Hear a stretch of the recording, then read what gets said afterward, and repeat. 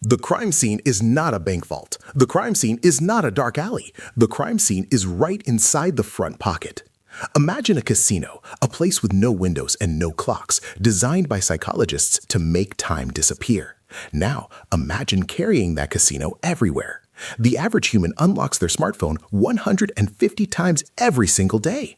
This behavior is not a habit. This behavior is a biological loop. This behavior is an addiction. For decades, the world feared a dystopian future controlled by robots with guns. But the apocalypse did not arrive with a bang. The apocalypse arrived with a ping. Silicon Valley did not build a communication tool. The tech giants built a digital slot machine. Every notification is a spin of the wheel. Every red badge is a promise of a reward. A text message, a like, a new follower, or nothing at all. The uncertainty is the drug. The brain craves the unpredictable reward. This is the largest psychological experiment in history.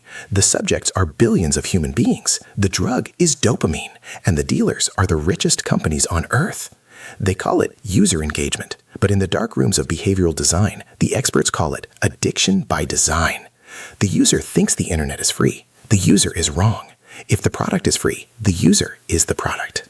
This is the story of how a handful of geniuses hacked the human brain, stole the world's attention, and built a trillion-dollar empire on the vulnerability of the human mind.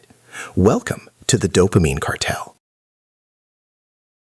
The blueprint for this digital prison was not drawn in a corporate boardroom. The blueprint was drawn in a classroom at Stanford University. The year is late 1990s. The place is the Persuasive Technology Lab.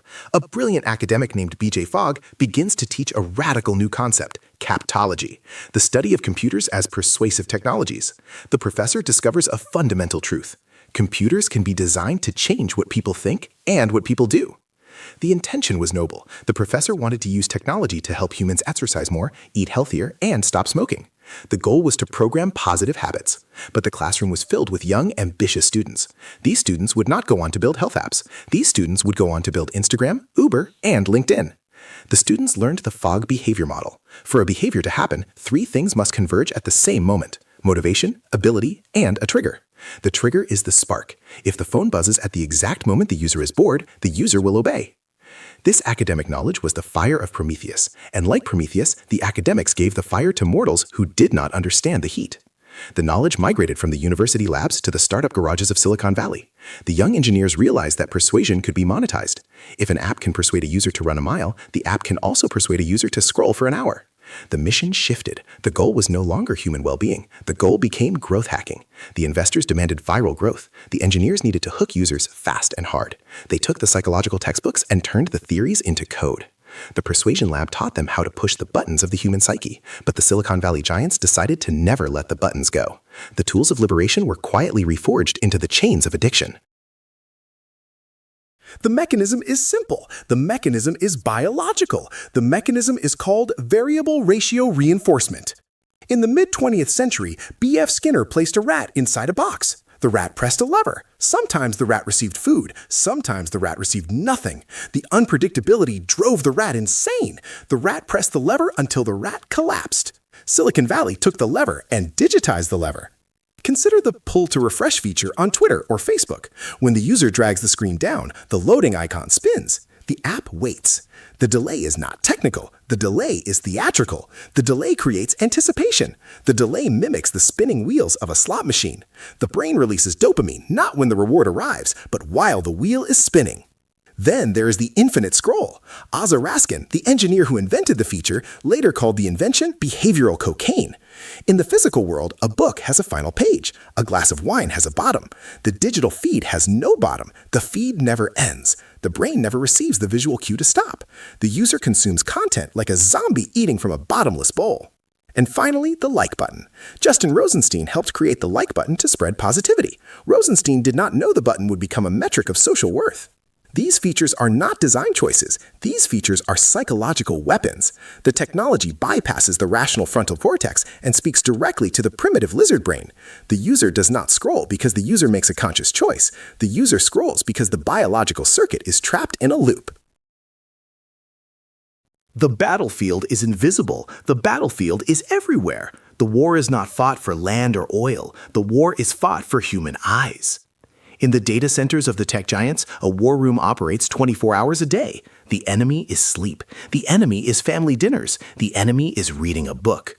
The goal is to capture the finite currency of human attention. The weapon of choice is the recommendation algorithm, a supercomputer powered by artificial intelligence, constantly learning, constantly testing, constantly evolving. The algorithm has a single cold directive: maximize time on device. The algorithm does not care about truth.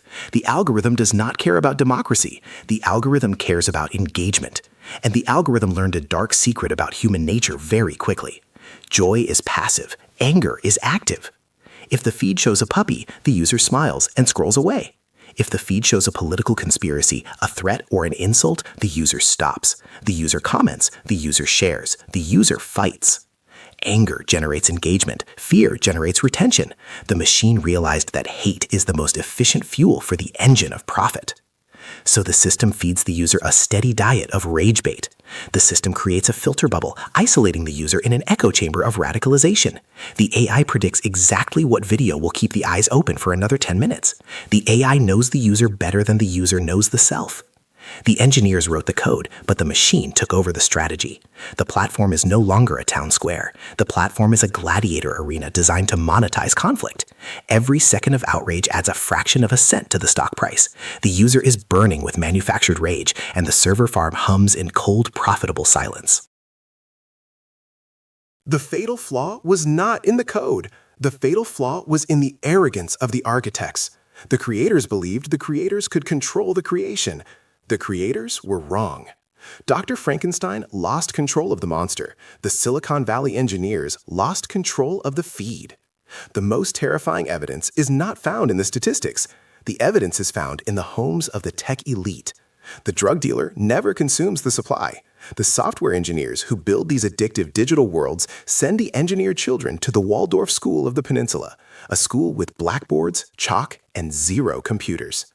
Steve Jobs introduced the iPad to the world as a magical device. But Steve Jobs did not let the Jobs children use the iPad. Chamath Palihapitiya, a former executive who helped grow Facebook, later confessed to feeling tremendous guilt. The executives limit screen time. The executives ban phones at the dinner table. The executives know the truth. The elite know the screen is a digital Skinner box. The elite know the brain is malleable. The elite protect the elite families, while the elite sell digital heroin to the rest of the world. The flaw was the belief that the algorithm would remain a tool, but the tool evolved into a master.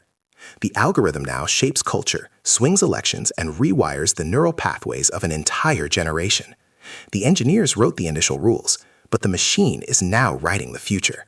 The genie is out of the bottle, and the genie refuses to go back inside. The system was designed to monetize attention.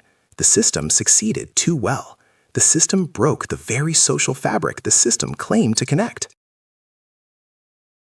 Walk into a cafe. Walk onto a subway train. Look around. The silence is heavy. The silence is deafening. The heads are bowed. The spines are curved. The eyes are locked on the artificial glow. The human race has not evolved into super beings. The human race has evolved into data terminals. The Homo sapiens has become the Homo distractus. The Dopamine Cartel won the war without firing a single bullet. The victory is total. The smartphone is no longer a tool in the pocket. The smartphone is the external hard drive of the human soul. When the battery dies, the anxiety begins. The notifications will not stop. The scroll will not end. The algorithm will not sleep. Check the screen time report. Look at the number. That number is not just data. That number is life, vanishing into the cloud, sold to the highest bidder. One final question remains. Did the user choose to watch this video, or did the code decide for the user?